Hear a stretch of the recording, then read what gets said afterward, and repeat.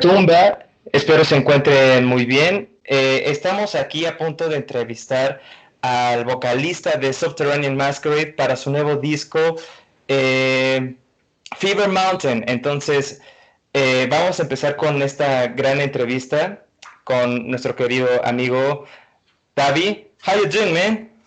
Hey, man. Good to be here. Thank you for having me. It's my very pleasure to having you here with us. Well, I'm going to start this interview by before the interview, I have to say, man, amazing album. It's a whole Thanks. experience. Yeah. And I have a question for you. You're like the new vocalist of the band, right? Yeah, I'm the new guy. I'm the newbie. Exactly.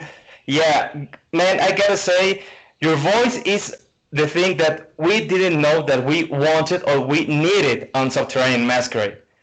It is amazing. Yeah, actually, gotta say that, man. Thank you very much. It's been quite a ride producing this one, because the guys has such a long legacy, and so many albums out, and such great singers before I got into the band. Ketan Nodhus from Reincarnation and Paul Cole from November's Doom. I was nervous, man. Nah, man. I just hope people will enjoy it as much as you did. Thank you so much.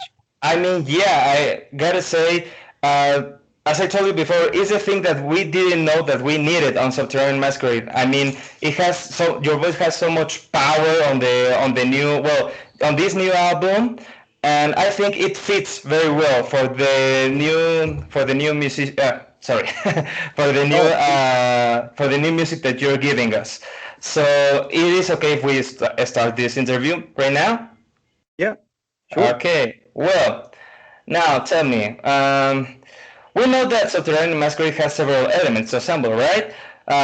For their sound, but what is the creative process of making an album?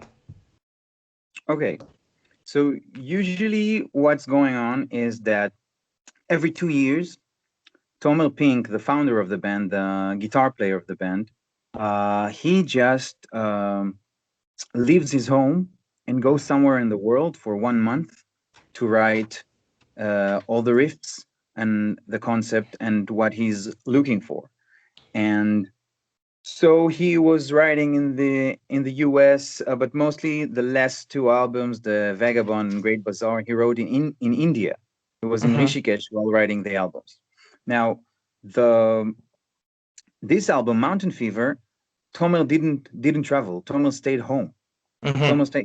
He lives in the north of Israel on the Syrian border, just on the border, and he just stayed there the entire winter. And instead of leaving, he just shut himself inside the house and started writing. So what we get when after Tomer is doing his thing, we get all the tracks with the guitars, and we get a lot of information of what is it that he is expecting to hear from the instrumentalists. So each one of us is bringing his own thing into all the skeletons that Tomer is writing, and then Tomer is directing us towards where he think this thing should go. So we make demos at our homes, and then we meet with Tomer and start like filtering things. And we get references. Me and Tomer mostly work with references. He tells me, okay, I need this thing. I want this 80s kind of a thing here. I want it to be much more noise, grindcore, jazz, go for this and that. And there's a lot of room for all the band members to really express themselves. But at the end of the day, Tomer is like steering the ship. He knows where it needs to go. And this way we have an evolution of the sound with Tomer's vision every time. Okay, well, I gotta say I didn't knew what was the process of going out some other parts of the world and making the music, having an inspiration from that part. But I think, because he stayed at home, this was like a big change, no, from Backbone to Mountain Fever, right? Exactly. Yeah, exactly. Yeah, but I gotta say, it's still a great album, though.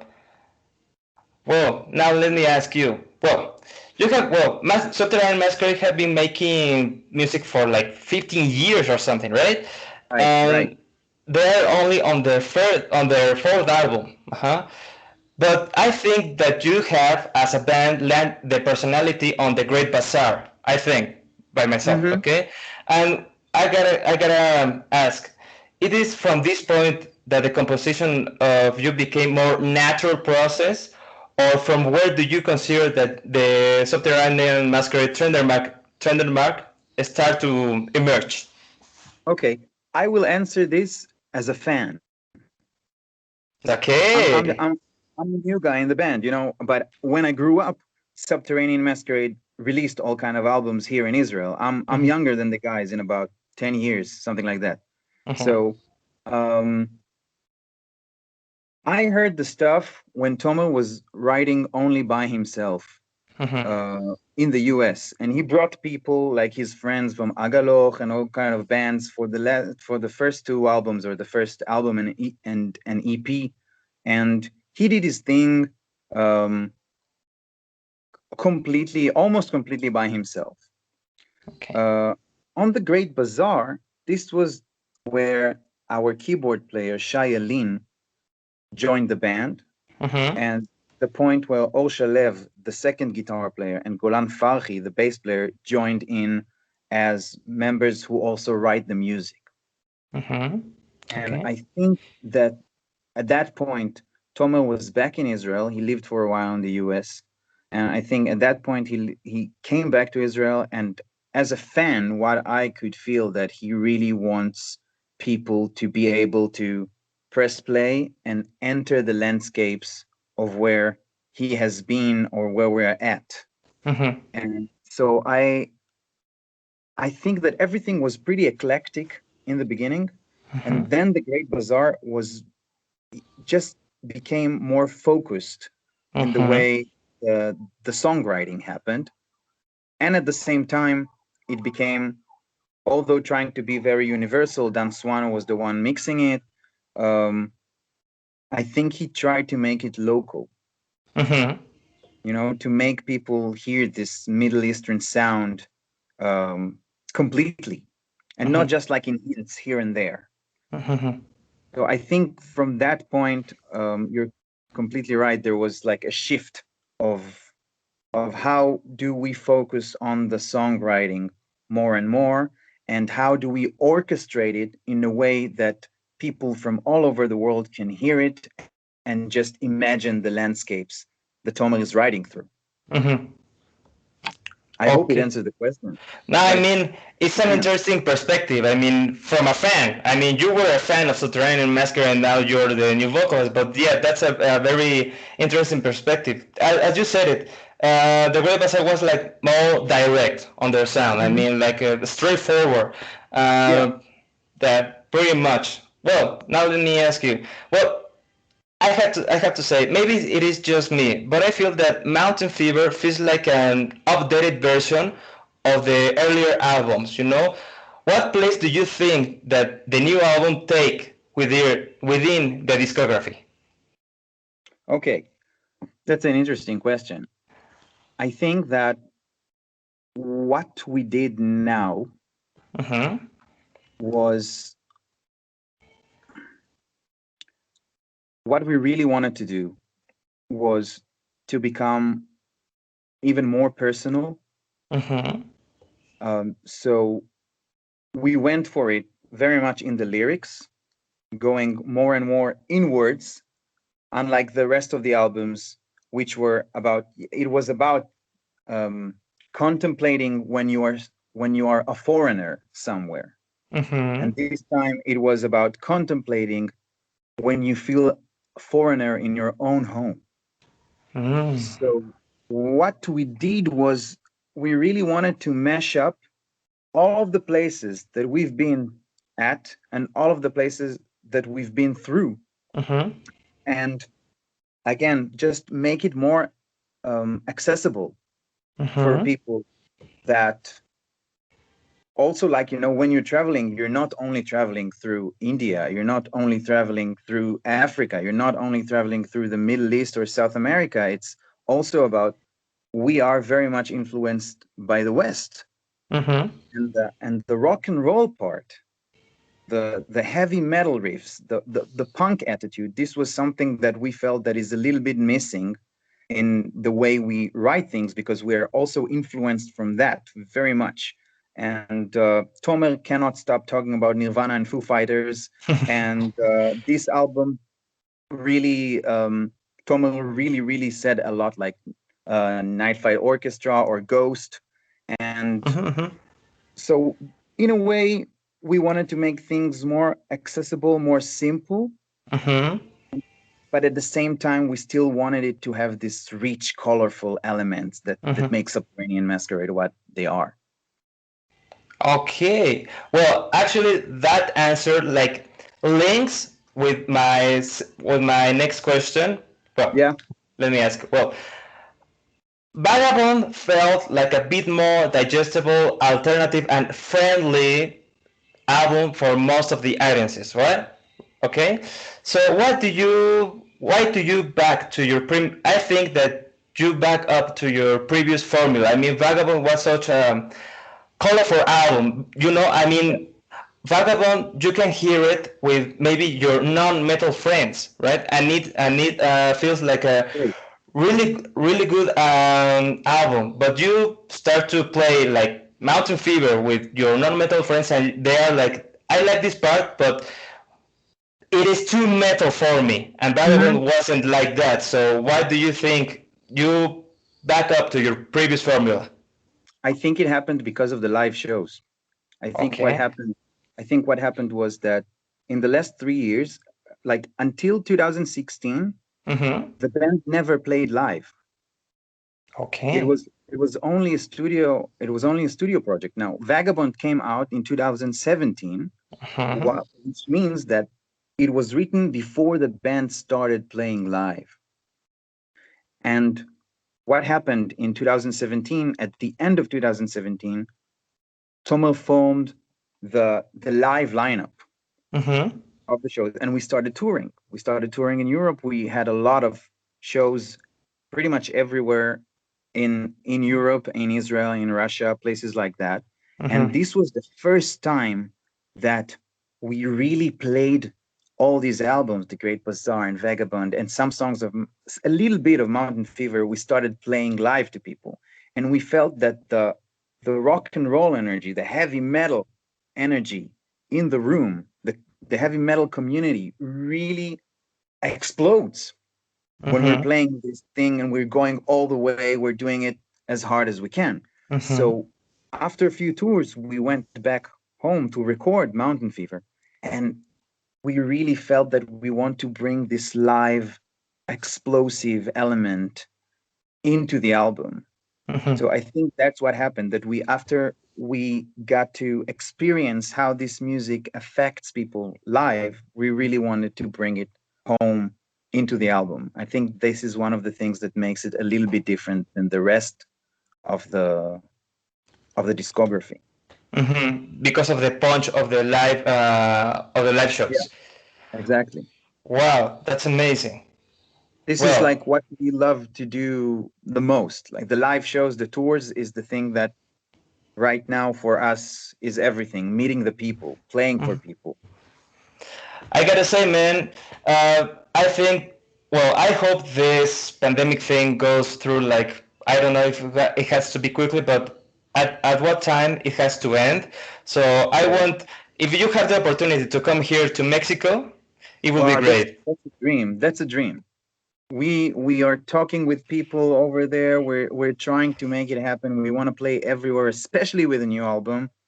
I really want to get to Mexico very much. Yeah, I want to see you live, guys. It will be one of my favorite things in life, actually. I have to say it.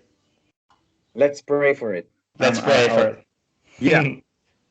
Well, man, let me tell you. Whenever I interview a band, I ask them about their influences. I have to say, I have some notion of what is going to be the answer. But with you, it's not like that, because you're pretty unique, okay? So, still, can you tell us about your influences? I mean, they range from every genre, but personally, I want to know your influences of your ethnic side of the band. I mean, uh, maybe there's a local band of Israel, or maybe something.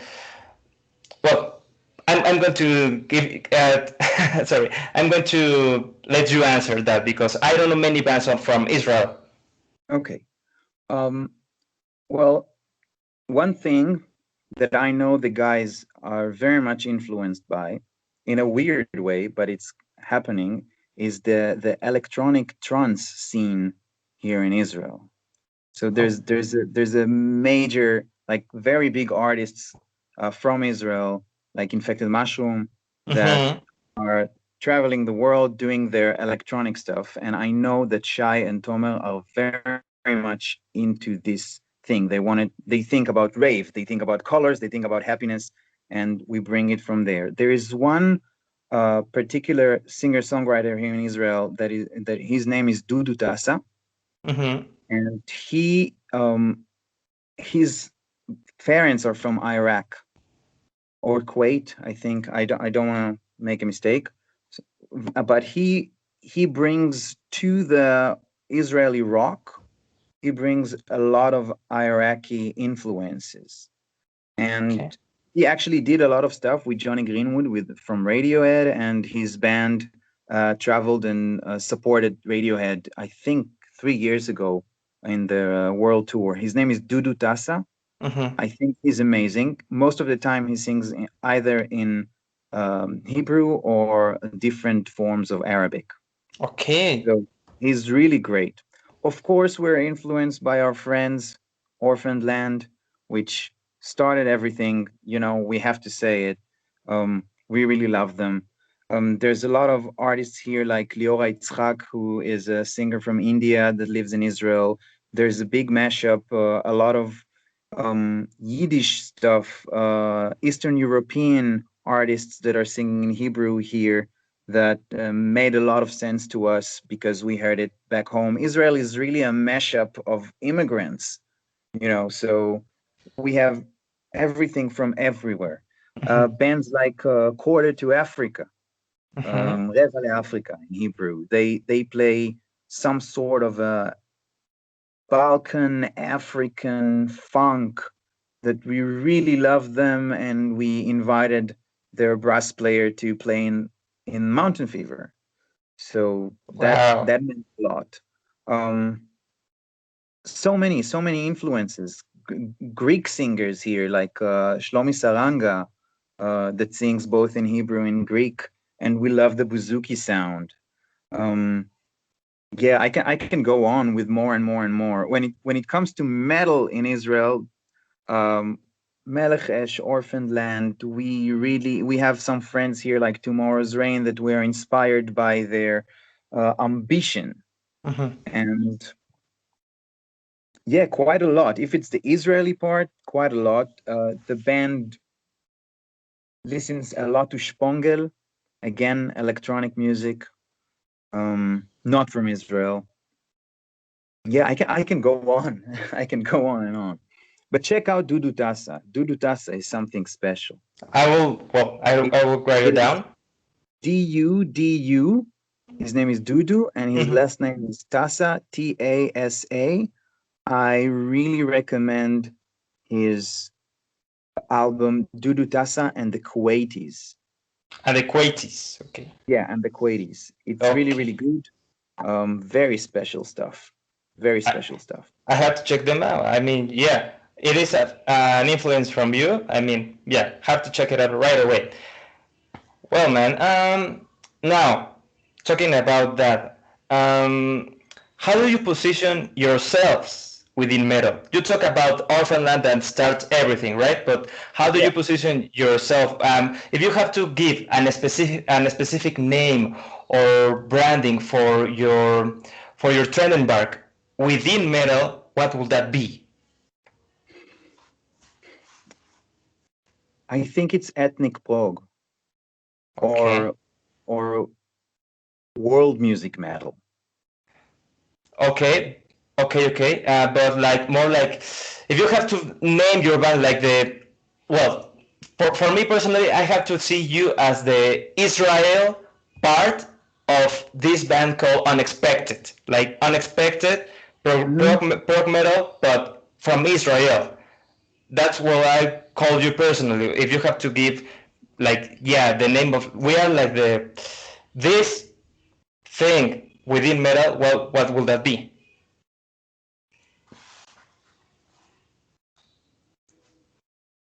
I don't know.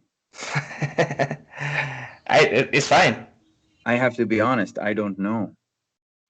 I don't know because I don't know what Toma will bring. What is the next song Toma is going to bring? If it's going to sound like what we're doing now or something completely different. So, um, I don't know. I don't know. I'll think. I'll try to think about it, and I'll send you an email when I know. That tricky was the question, right?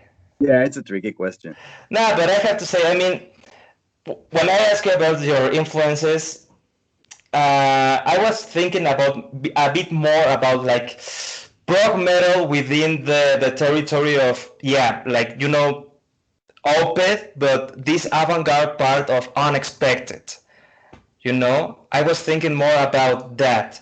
But yeah, if I will have to give you a name, it will be like the Unexpected band from Israel, but more experimental and way more colorful.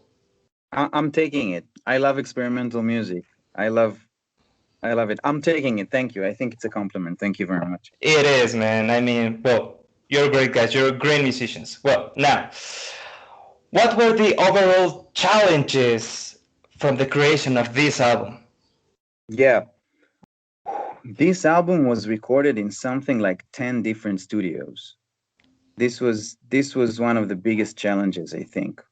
Um, to to make everything glue to each other because we wanted to bring in like the best studios that we could afford uh Okay.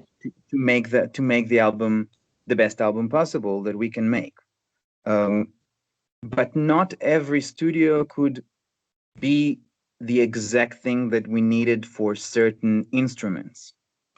So the Okay. brass sections, we needed a certain room. The violins, we needed a different room. The drums, we did with David Castillo, who mixed Opeth and does Leprous and stuff like that in Stockholm. So we traveled to Stockholm and did it over there.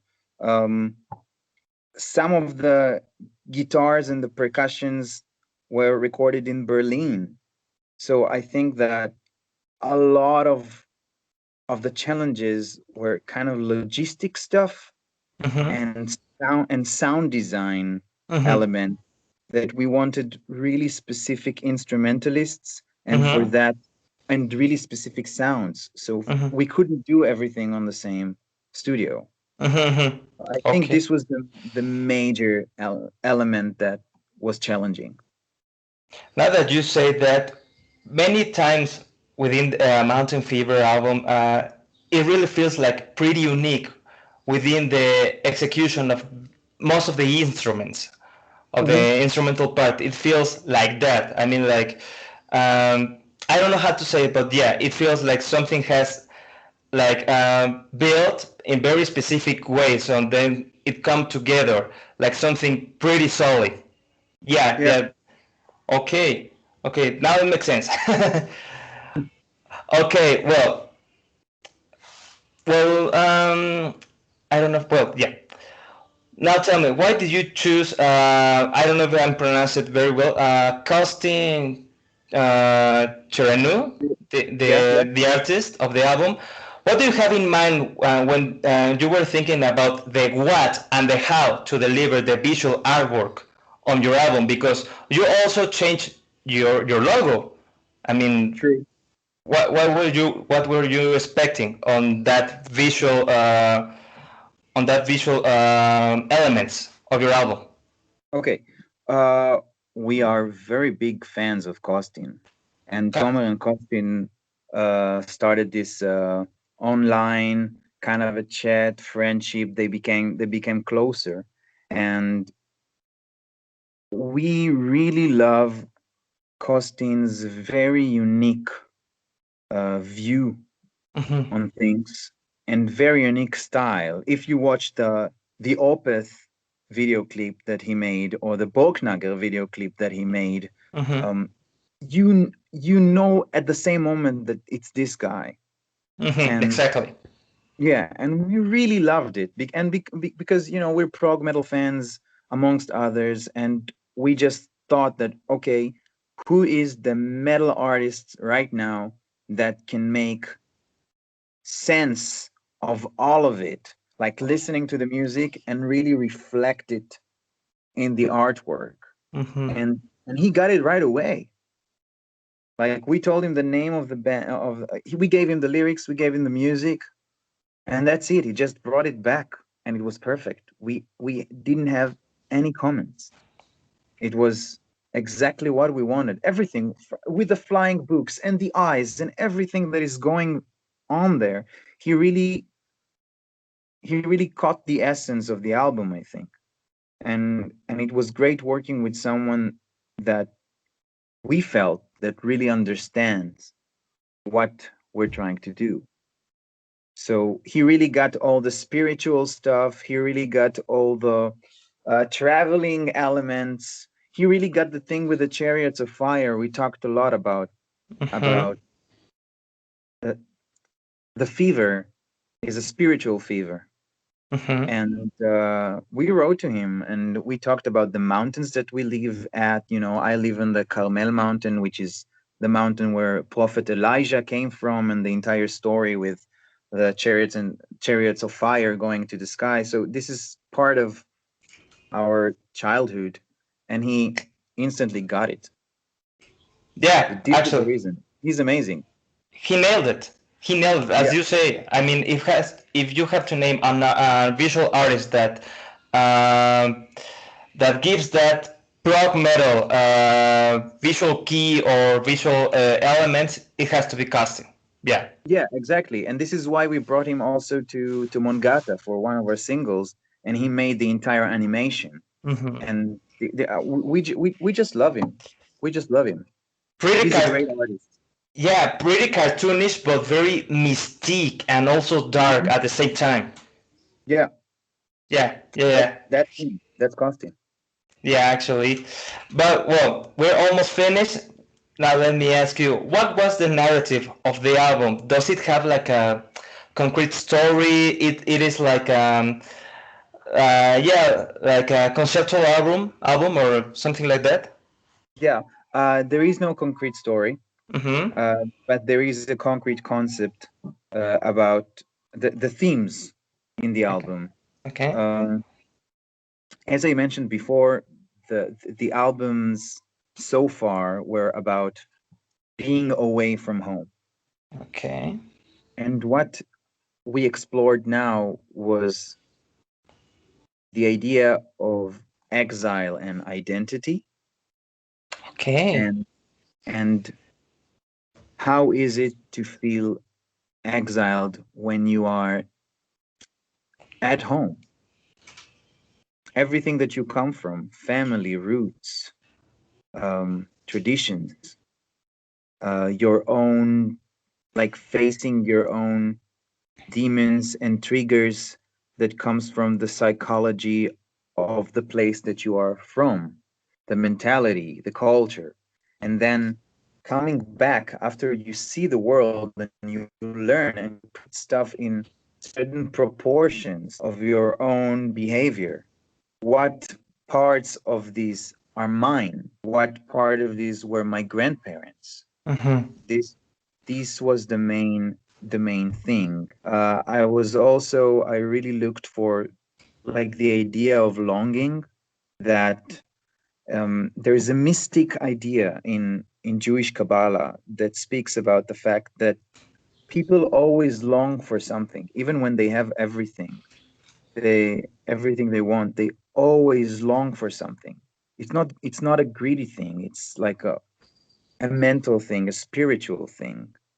And I really wanted to explore this part. I also wanted to explore the idea of love and guilt which are two elements, emotions that bind a place to a person and bind a person to a place.